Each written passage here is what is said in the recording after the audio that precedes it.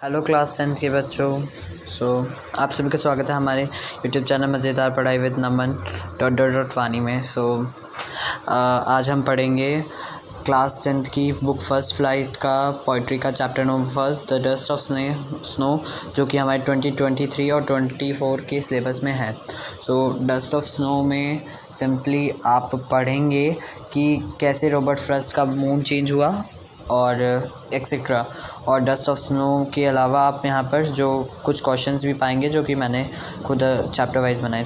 देर न करते हुए वीडियो स्टार्ट करते हैं। इस पोएम को लिखा है रॉबर्ट फ्रॉस्ट ने, जो कि बहुत अच्छे पॉइंट निखर के आए हैं और इनकी ज़्यादातर जो पोएम होती हैं उनकी छोटी छोटी चीज़ों का बड़ा बड़ा सिग्निफिकेंस होता है, जैसा कि आप इस पोएम में आप पाने वाले हैं। तो इस पोएम को मैंने द डस्ट ऑफ स्नो को 2 स्टेंजास में डिवाइड किया है। पहला स्टेंजा आप स्क्रीन के ऊपर देख रहे हैं, द वे आ क्रो से लेकर फ्रॉम अ हेमलॉक ट्री तक, और सेकंड स्टेंजा है हमारा हैज़ गिवन माई हार्ट से लेकर of a day I had true.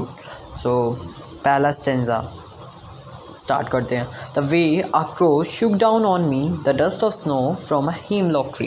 तो पॉइट इसमें कहते हैं कि वो एक हेमलॉक ट्री के नीचे खड़े थे, तो वो थोड़े सॉरो या फिर कहीं सैड थे इस टाइम। तो जब वो एक हेमलॉक ट्री के नीचे खड़े थे तो जो स्नो के छोटे छोटे टिनी पार्टिकल है ना, उनको द डस्ट ऑफ स्नो कहा है पॉइट ने।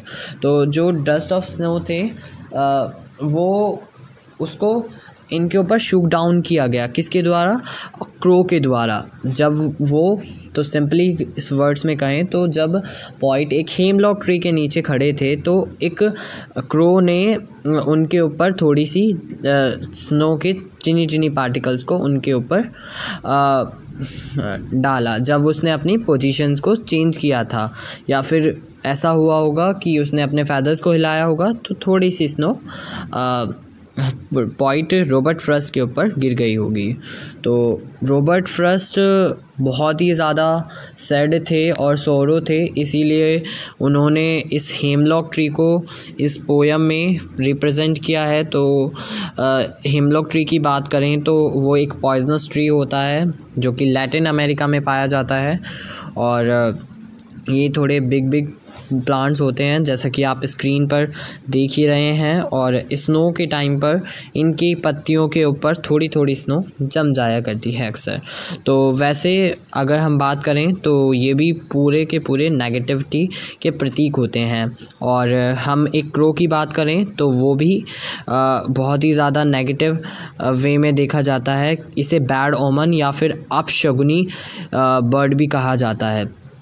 सेकंड स्टेंजा की तरफ बढ़ते हैं। Has given my heart a change of mood and saved some part of a day I had root. Root का मतलब जानते हैं पहले। रूट का मतलब होता है रिग्रेट। रिग्रेट मतलब पश्चाताप। तो पॉइंट इस स्टेंजा में कहते हैं कि जब वो दुखी थे तब उसने उस दृश्य ने उनका जो मूड था वो चेंज कर दिया। जो उनका सारा का सारा दिन रिग्रेट में जाने वाला था, अब वो थोड़े हैप्पी थे। ठीक है, क्योंकि कहते हैं ना छोटी छोटी चीज़ों की बड़ी बड़ी सिग्निफिकेंस होती है, इसी तरह उस छोटी सी चीज़ ने उनका पूरा दिन बदल गया। ठीक है, तो वो क्रो उनके लिए एक तरह से एंजल बन के आया, जिस एंजल ने उनके डे को बचा लिया। तो अब पॉइंट खुश थे और हमने इसमें से एक की लेसन भी सीखा कि छोटी छोटी चीज़ों की बहुत बड़ी बड़ी सिग्निफिकेंस होती है। पॉइंट ने पूरी इस पोएम में बस यही बताया है कि वो थोड़े सैड थे और जब वो हेमलॉक ट्री के नीचे खड़े थे तब एक क्रो ने उनके ऊपर थोड़ी सी स्नो को डाला और फिर उसके बाद उनका मूड चेंज हो गया। तो देर ना करते हुए अपने थिंकिंग अबाउट द टेक्स्ट के क्वेश्चंस को देखते हैं। तो what is the dust of snow? Dust of snow क्या है? स्नो के टिनी टिनी पार्टिकल्स।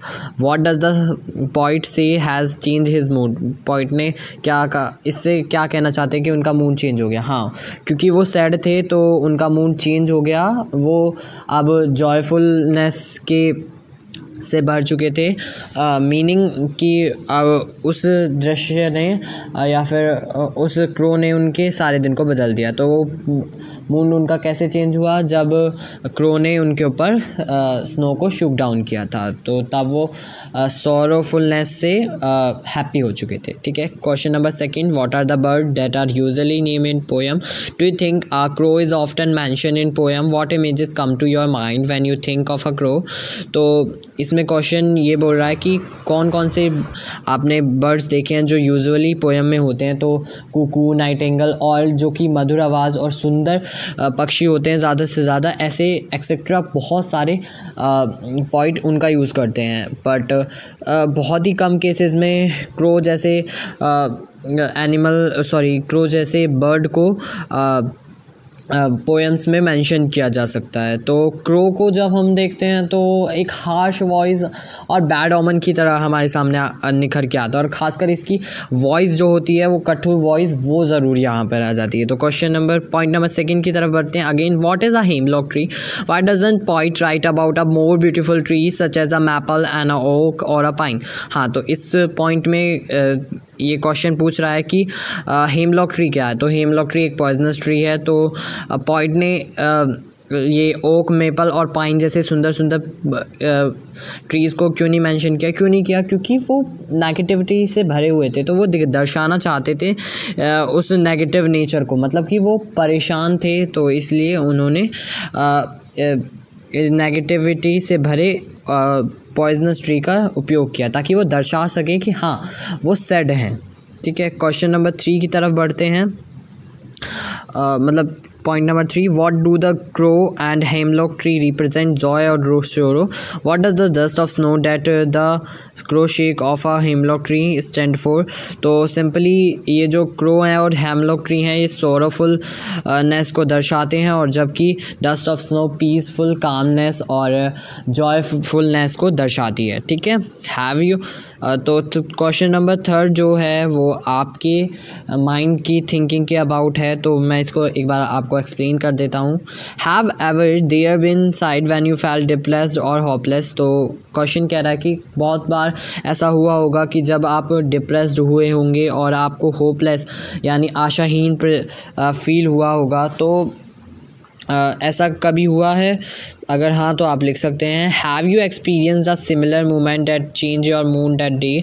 तो आपने कुछ ऐसा मूवमेंट जैसा कि रॉबर्ट फ्रॉस्ट के साथ हुआ था जिसने आपके मूड को, पूरे डे के मूड को चेंज कर दिया हो। तो ऐसा कभी हुआ है आपके साथ? अगर हाँ हुआ है तो आप इसमें मेंशन कर सकते हैं। तो वैसे ये इम्पोर्टेंट क्वेश्चन नहीं है, अगर आएगा वैसे आने के चांसेस इसके कम है। तो क्वेश्चन जो इम्पोर्टेंट है वो ये आ सकता है कि what is the dust of snow, और एक्सेट्रा ये भी आ सकता है कि इन 3 पॉइंटों में से एक ना एक तो आ ही सकता है कि what are birds that are usually named in poem, जिसमें मैंने आपको बता चुका हूँ, और हेमलॉक ट्री के बारे में भी, और ये वाला जो क्वेश्चन है tree stand for. So mainly ये 3rd क्वेश्चन के कम चांसेस है कि वो आए। ओके। तो क्वेश्चन नंबर 3 में आप अपने पूरे के पूरे उस मोमेंट के बारे में लिख सकते हैं, जैसे कि आप कभी फेल्ट डिप्रेस्ड हुए हो, उस समय कोई ऐसा मोमेंट हुआ हो या कोई एक ऐसा व्यक्ति हुआ हो जिसने आपके मूड को चेंज कर दिया हो, जैसे कि क्रो ने मूड को चेंज कर दिया था। क्रो ने पॉइंट के मूड को चेंज कर दिया था। तो आप लिख सकते हैं इसके बारे में। और मेन इम्पोर्टेंट क्वेश्चन तो मैंने बता ही दिए हैं आपको। अब हम बढ़ेंगे कुछ इंटेक्स्ट क्वेश्चन की तरफ, नहीं वो क्वेश्चन जो कि मैंने थोड़ा बहुत इधर उधर से देखकर या फिर पूरे चैप्टर को एनालाइज करके लिखे हैं। तो पहला question, a change has occur in the poet mood, how has this change occur? तो एक चेंज हुआ था, जैसे कि उस क्रो ने उनके ऊपर स्नो को शूक डाउन किया गया था। तो उसने कैसे चेंज कर दिया था? उसने ऐसे चेंज कर दिया था कि उसने उसके ऊपर डस्ट ऑफ स्नो की चीनी चीनी पार्टिकल्स को उनके ऊपर शूट डाउन किया था और उनके मून को मतलब पॉइंट के मून को चेंज कर दिया उसका। And saved some part of a day I question number 2 and saved some part of a day I had rued explain. मतलब इस लाइन में पॉइंट कहते हैं कि उस इंसिडेंट्स ने उनके दिन को भी बचा लिया जो कि उनका रिग्रेट में जाने वाला था, कि वो यही सोचते रहते, मतलब सैडनेस से फुल ये सोचते रहते कि मेरा दिन आज बेकार चला गया, या फिर ऐसे क्वेश्चंस रहते कि उनके मन में मैं कितना सैड हूँ या ये सब हुआ। उसके अलावा क्वेश्चन नंबर 3 की तरफ बढ़ते हैं। What does the poet Robert Frost want to convey through the poem dust of snow. तो डस्ट ऑफ स्नो से सीधा सीधा पॉइंट कन्वे करना चाहते हैं कि कभी कभी जो कि मैंने आपको की लेसन में बताया था कि जो छोटी छोटी चीज़ें होती हैं उनका बड़ा बड़ा सिग्निफिकेंस होता है। जैसे कि आपने पोएम में देखा कि एक जो क्रो था उसने इनके पूरे डे को चेंज कर दिया और या फिर उस डे को सेव कर लिया। तो क्वेश्चन नंबर 4 की तरफ बढ़ते हैं। How does Frost present nature in his poem. तो उन्होंने कैसे नेचर को प्रेजेंट किया है इस पोएम में। तो उन्होंने एक हेमलॉक ट्री को प्रेजेंट किया है, एक हेमलॉक ट्री को और एक क्रो को और प्रेजेंट किया है और डस्ट ऑफ स्नो को। तो इन तीनों चीज़ों को उन्होंने प्रेजेंट किया है और ये दो चीज़ें हेमलॉक ट्री और क्रो को तो उन्होंने नेगेटिविटी के लिए प्रयोग किया है और तीसरी चीज़ द डस्ट ऑफ स्नो को उन्होंने एक पीसफुल कामनेस और हैप्पीनेस और जॉय के लिए यूज़ किया है। तो क्वेश्चन नंबर 5 की तरफ बढ़ते हैं। What is the significance of the hemlock tree and crow and dust of snow. So मैंने इसकी सिग्निफिकेंस बता दी है कि हेमलॉक ट्री एक पॉइजनस ट्री है जो कि नेगेटिविटी का प्रतीक है और क्रो भी एक बैड ओमन माना जाता है जो कि खुद एक नेगेटिविटी का प्रतीक है और dust of snow calmness Joy और हैप्पीनेस का प्रतीक है। क्वेश्चन नंबर 6 की तरफ बढ़ते हैं। Why the poet use this negative और सॉरोफुल नेचर। तो पोइट ने ऐसा नेगेटिव और सोरोफुल नेचर को ही इस पोएम में मेंशन क्यों किया, मैं पहले भी बता चुका हूँ। उन्होंने इसलिए यूज़ किया क्योंकि वो जो थे सैड थे तो उनके दिमाग में भी आसपास की चीज़ें जो थी सैडफुलनेस से भरी थी, ऐसी चीज़ें आ रही थी। ठीक है, तो इसीलिए उन्होंने इस नेगेटिविटी नेचर का यूज़ किया है। ठीक है, तो सिंपली हम इस आंसर में लिख सकते हैं कि पोइट ने इस नेगेटिव नेचर और सोरोफुल नेचर को इसलिए प्रेजेंट किया है क्योंकि वो खुद परेशान थे और सैडनेस से और सोरोफुलनेस से घिरे हुए थे, इसलिए उन्होंने इसको यूज़ किया। और वो ये भी दर्शाना चाहते हैं कि वो परेशान हैं और या फिर वो सैड हैं तो उनके आसपास की चीज़ें भी इसी तरह भरपूर हैं, मतलब सैडनेस से भरपूर हैं या फिर नेगेटिविटी से भरपूर हैं। Simple things are really great, justify the statement in the context of the poem. तो ये पूरे पोएम में आपको थोड़ा सा समरी बता देना है। तो कैसे बताएंगे आप समरी? देखिए, मैं बता चुका हूँ कि सिंपल थिंग्स मतलब उनका बड़ा बड़ा ग्रेट सिग्निफिकेंस होता है। जैसे देखिए, जो क्रो था कोई मामूली कोई बड़ा सा या फिर कह सकते हैं कि ऐसी कोई बड़ी सी चीज़ नहीं थी जो कि पूरे डे को चेंज करने वाली थी, बट और ना ही कभी पोइट ने एक्सपेक्ट किया होगा या फिर इमेजाइन किया होगा कि एक क्रो उनके डे को बचा सकता है, और वो भी डस्ट ऑफ स्नो। देख सकते हैं कि आप कितनी स्मॉल थिंग्स हैं।